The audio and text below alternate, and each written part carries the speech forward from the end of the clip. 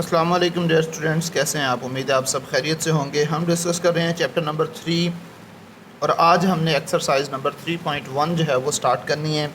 Exercise 3.1 से पहले जितने इंपॉर्टेंट कॉन्सेप्ट्स थे वो हम प्रीवियस 3 लेक्चर्स के अंदर जो है वो डिस्कस करके आ चुके हैं। आज हम क्वेश्चन की तरफ चलेंगे। पहले क्वेश्चन की स्टेटमेंट ये है, right the following sets in set builder notation. दिए गए सेट्स को आपने सेट बिल्डर नोटेशन के अंदर जो है वो एक्सप्रेस करना है। पहला जो सेट दिया गया उसके एलिमेंट्स हैं 1, 4, 9, 16, 25, 36 अप टू सो ऑन 4, 8, 4। अगर हम गौर से देखें तो ये जो नंबर्स दिए गए हैं ये एक्चुअल में स्क्वायर्स हैं। 1 किसका स्क्वायर होता है? 1 का ही स्क्वायर होता है। 4 किसका स्क्वायर होता है? 2 का स्क्वायर होता है। 9 3 का स्क्वायर होता है। 16 4 का स्क्वायर होता है। 25 5 का स्क्वायर होता है एंड सो ऑन। तो एक्चुअल में ये सारे के सारे नंबर्स जो है वो क्या दिए गए हैं? स्क्वायर दिए गए हैं। ठीक है, तो हमने क्या करना है, सिंपली इनको एक्सप्रेस करना है। ठीक है, तो अब हम इसको सेट बिल्डर नोटेशन के अंदर जो है वो एक्सप्रेस करेंगे। सबसे पहली चीज़ आपने इस सेट को गौर से देख लेना है और इस सेट में हमने देखना है कि जो पावर्स हैं वो क्या बनेगी या क्या किस फॉर्म में जो है ये आएगा। ठीक है, सबसे पहले हमने ये देखना है कि 1 जो है वो एक्चुअल में 1 का ही स्क्वायर होता है। 2 जो है वो उसका स्क्वायर 4 होता है। 3 का स्क्वायर 9 होता है। तो एक्चुअल में ये जो नंबर्स हैं हमारे पास वो n के स्क्वायर्स हैं। किसके स्क्वायर्स हैं? n के। अब n जो है वो हमारे पास कहाँ से आएगा, किस सेट से बिलोंग करता है, ये चीज़ें जो है वो अभी हमने समझनी है। तो अगर मैं यहाँ पे देखूँ 1 का स्क्वायर 1 होता है तो इसका मतलब ये है कि पहला नंबर किस सेट का पहला नंबर 1 होता है? नेचुरल नंबर्स का। अगर दूसरा जो नंबर है 4 है वो 2 का स्क्वायर होता है। तो किस सेट का दूसरा नंबर जो है वो 2 होता है? नेचुरल नंबर्स का। इसका मतलब ये है कि ये नेचुरल नंबर्स का स्क्वायर लिया गया है, फिर ये आंसर आया है। अब जो सवाल पैदा होता है वो ये है कि वो कौन सा नंबर है जिसका स्क्वायर लिया जाए तो आंसर 484 आता है। तो इसको ढूंढना कोई मुश्किल काम नहीं है। आप सिंपली 484 का स्क्वायर रूट ले लें तो आपके पास इसका आंसर आ जाएगा विच इज़ 22। ठीक है, तो ये आपके पास आंसर आ जाएगा। ठीक है, तो मैं इसको इस तरह से लिखूंगा, x such that x is equal to n square. यानी कि इस सेट के जो एलिमेंट्स हैं वो किसी नंबर का स्क्वायर है और वो नंबर कौन सा है? n belongs to capital N। यानी कि जो हमारे पास स्मॉल n है, यानी कि जो इस सेट के नंबर्स हैं वो सेट ऑफ नेचुरल नंबर से बिलोंग करते हैं। अब उनकी रेंज क्या है, कहाँ से कहाँ तक है? तो पहला नंबर तो था 1 का स्क्वायर चूँकि 1 ही होता है। आखिरी नंबर है 484, इसका स्क्वायर रूट लिया तो हमारे पास 2 आंसर आ गया, यानी कि 22। तो हमारे पास ये जो रेंज आई है एंड 1 इज़ लेस देन और equal to n and n is less than और इक्वल टू 22। यानी कि अगर हम नेचुरल नंबर्स का 1 से लेकर 22 तक के जो नेचुरल नंबर्स हैं उसका स्क्वायर लें तो हमारे पास ये वाला सेट आता है। ठीक है, दूसरा जो सेट दिया गया है उसके अंदर एलिमेंट्स दिए गए हैं 2, 4, 8, 16, 32, 64 एंड 256। ये भी एक्चुअल में जो है वो हमारे पास 2 की कुछ पावर्स दी गई हैं। ठीक है, तो इसको हम इस तरह से लिखेंगे। अब एक्चुअल में 2 लाना चाह रहा हूँ, 2 की पावर क्या दूँ कि हमारे पास आंसर 2 आ जाए? 2 की पावर 1, क्योंकि किसी भी नंबर की पावर अगर 1 हो तो वो आंसर 1 उसी नंबर के ही इक्वल होता है। सो 2 पावर 1, फिर 2 पावर 2 4 के इक्वल होगा, 2 पावर 3 8 के इक्वल, 2 पावर 4 16 के इक्वल, 2 पावर 5 32 के इक्वल, 2 पावर 6 जो है वो 64 के इक्वल एंड सो ऑन। ये प्रोसीजर चलता रहेगा। सो हमारे पास जो नंबर्स बनेंगे इसका सेट बिल्डर नोटेशन जो इसकी बन जाएगी वो है x such that x is equal to 2 power n and small n belongs to capital N। क्योंकि पहली जो वैल्यू है वो हमारे पास 2 की पावर 1 होगी तो 2 आएगा ना, फिर 2 की पावर 2 होगी तो पावर 4 जो है वो आंसर आएगा, फिर 2 की पावर 3 होगी तो आंसर 8 आएगा। तो इसका मतलब पहला नंबर 1 किस सेट के अंदर होता है? नेचुरल नंबर्स में से। So capital small n belongs to capital N। अब लास्ट जो नंबर 256 आ रहा है उसकी क्या रेंज है, मतलब कि उसकी पावर क्या बनेगी? तो वो 2 की पावर 8 के इक्वल होता है। इसलिए जो है वो हमने रेंज क्या लिखी है? 1 इज़ लेस देन और equal to n and n is less than और इक्वल टू 8। क्लियर होगी बात बच्चे? उसके बाद हमारे पास जो सेट दिया गया है उसके अंदर एलिमेंट्स हैं 0 +-1 +-2 अप टू सो ऑन +-1000। इसको अगर मैं थोड़ा सा एक्सप्लेन करके लिखूँ, थोड़ा सा मैं इसको एक्सपेंड करके लिखूँ तो ये सेंटर में 0, राइट साइड पर +1, फिर +2, फिर +3 एंड सो ऑन चलते चलते ये हमारे पास +1000 तक वैल्यू चली जाएगी। ठीक है, इसी तरह से लेफ़्ट साइड पर -1, फिर -2, फिर -3 एंड सो ऑन चलते चलते ये हमारे पास -1000 जो है वो बन जाएगा। तो एक्चुअल में ये सेट ऑफ इंटीजर्स है जो कि -1000 से लेकर +1000 तक जो है वो जा रहा है। तो इसको हम लिखेंगे x such that x belongs to set of integers and x is greater than or equal to -1000 and less than or equal to +1000। यानी कि जो हमारे पास इसमें वैल्यूज़ आ रही हैं वो -1000 से लेकर +1000 तक आ रही हैं, इसलिए मैंने x की जो रेंज लिखी है वो -1000 is less than or equal to x and x is less than or equal to +1000। यानी कि -1000 से लेकर +1000 तक की जो वैल्यूज़ हैं वो इस सेट के अंदर शामिल हैं। ठीक है, उसके बाद जो सेट दिया गया है वो है 6, 12, 18 अप टू सो ऑन 120। ठीक है, अब एक्चुअल में ये 6 के मल्टीपल्स हैं, 6 1 the 6, 6 2 the 12, 6 3 the 18 and so on. 6 multiply bye 20 करेंगे तो 120 आ जाएगा। ठीक है, तो अब ये हमारे पास किस तरह से लिखा जाएगा, x such that x is equal to 6 multiply by n। अब वो पहला नंबर कौन सा होना चाहिए जो 6 के साथ मल्टीप्लाई करें और आंसर 6 ही आ जाए, डेफिनेटली 1 होना चाहिए। और किस सेट का पहला एलिमेंट जो है वो 1 होता है, वो है सेट ऑफ नेचुरल नंबर्स का। इसीलिए मैंने इसको क्या लिखा, x such that x is equal to 6n and n belongs to capital N। यानी कि जो हमारे पास जो नंबर मल्टीप्लाई हो रहा है 6 के साथ वो सेट ऑफ नेचुरल नंबर से बिलोंग करता है। ठीक है, और ये कहाँ तक जा रहा है, इसकी लास्ट वैल्यू क्या होगी, वो 20 होगी, क्योंकि 6 मल्टीप्लाई बाय 20 करेंगे तो 120 आ जाएगा।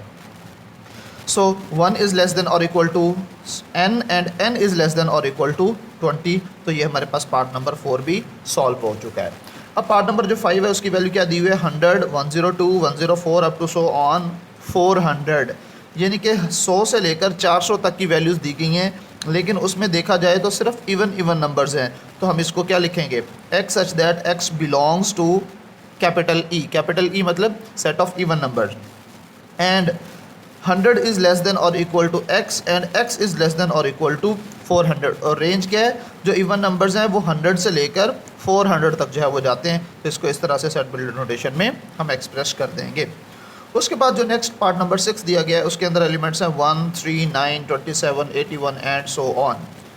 3, अच्छा अगर 1 को एक लम्हे के लिए छोड़ दिया जाए तो 3, फिर उसके बाद 9 है, फिर 27 है, फिर 81 है। तो एक्चुअल में ये क्या बन रहा है, 3 की पावर 1 क्या होती है, 3 की पावर 2 यानी कि 3 का स्क्वायर 9, और फिर 3 का cube 27, 3 power 4 81 and so on चलते जाएंगे। तो एक्चुअल में ये हमारे पास जो नंबर्स हैं वो 3 की पावर दी गई।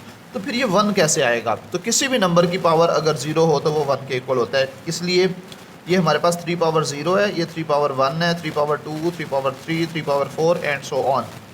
तो इसको सेट बिल्डर नोटेशन में कुछ इस तरह से लिखेंगे, x such that x is equal to 3 power n and अब ये देखो पहली वैल्यू हमारे पास क्या थी, ये 3 की पावर 0 थी। तो कौन सा सेट है जिसका पहला नंबर 0 होता है, वो है होल नंबर्स का सेट।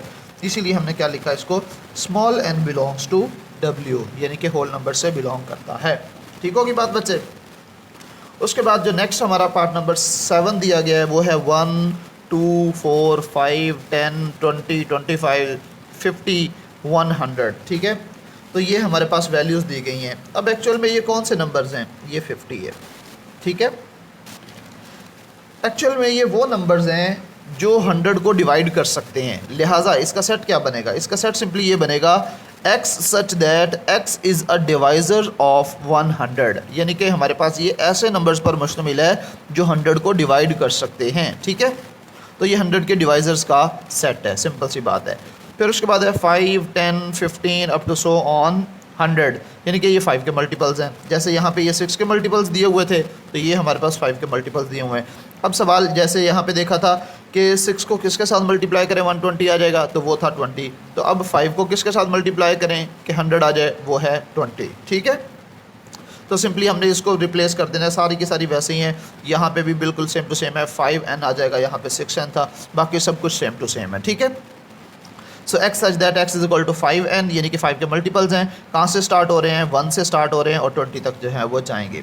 लास्ट जो दिया गया सेट वो है the set of all integers between -100 and +1000। ठीक है, ये बिल्कुल ये जो पार्ट नंबर 3 था इससे सिमिलर है। वो -1000 से +1000 तक था, ये -100 से +1000 तक का है। तो ये स्टार्ट वाला जो 1 0 है इसमें से स्किप कर देंगे तो ये हूबहू यही सेट जो है वो बन जाएगा। तो x such that x belongs to z and -100। अच्छा, इसमें दूसरी बात उसने कहा है बिटवीन -100 एंड +1000। उसमें उसने -1000 और +1000 को शामिल किया था। यहाँ पे उसने कहा कि -100 और +1000 के दरमियान, यानी कि -100 भी शामिल नहीं है, +1000 भी शामिल नहीं है। इसलिए यहाँ पे लेस देन के साथ इक्वल का साइन नहीं आया, यानी कि ये -100 भी नहीं है इसमें और +1000 भी नहीं है। -99 से लेकर 999 तक इसकी वैल्यू जो है वो शामिल होगी। क्लियर होगी बात बच्चे?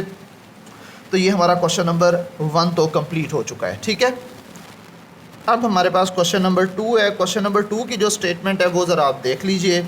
सबसे पहले क्वेश्चन नंबर 2 की स्टेटमेंट देखते हैं।